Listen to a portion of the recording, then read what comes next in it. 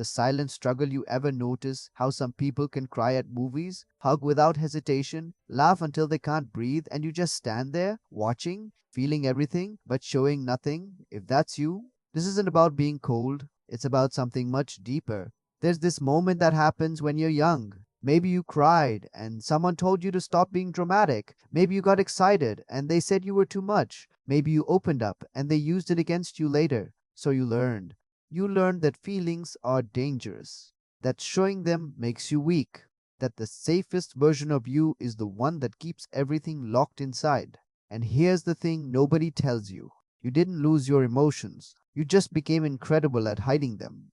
You feel the anger rising in your chest during an argument, but your face stays calm. You want to tell someone you miss them, but the words get stuck somewhere between your heart and your mouth.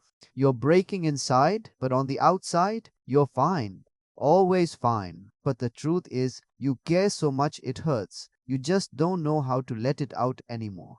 This is called emotional suppression, and it usually starts as protection. Think about it. When you're a kid, you're completely open. You cry when you're sad. You scream when you're angry. You run to people when you're scared. You're raw, unfiltered, human. But then life teaches you lessons. Your parents tell you to toughen up. Your friends mock you for being sensitive. Someone you trusted sees your vulnerability and walks away. So you build walls, brick by brick, emotion by emotion, until one day you realize you've built a prison and you're the one inside it. The crazy part: you get so good at it that even you forget what you're feeling sometimes. Someone asks if you're okay and you genuinely don't know, because you spent years ignoring the signals your body sends you. Your throat tightens, your chest feels heavy, your stomach turns, but you've trained yourself to push through it, to smile, to say everything's fine.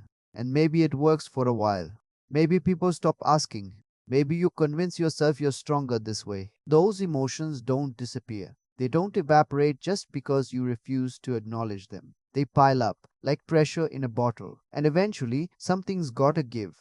Maybe it's a random Tuesday and you drop a glass and suddenly you're crying over something that has nothing to do with the glass. Maybe it's a small comment from someone and you explode with anger that's been building for months.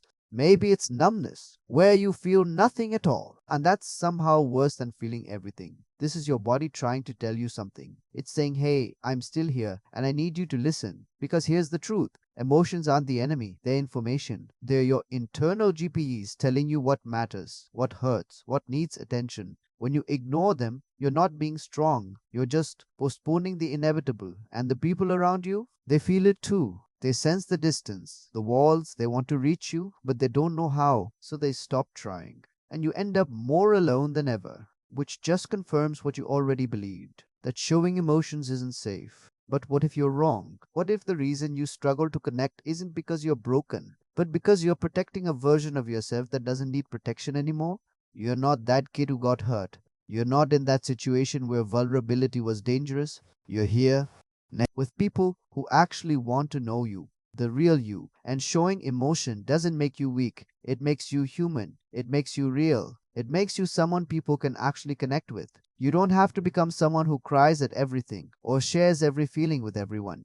That's not the goal. The goal is to stop punishing yourself for having a heart, to recognize when you're feeling something and not immediately shut it down, to maybe, just maybe, let one person in, to say, I'm struggling, instead of I'm fine when you're not. Because the strongest thing you can do isn't holding everything in, it's having the courage to let it out.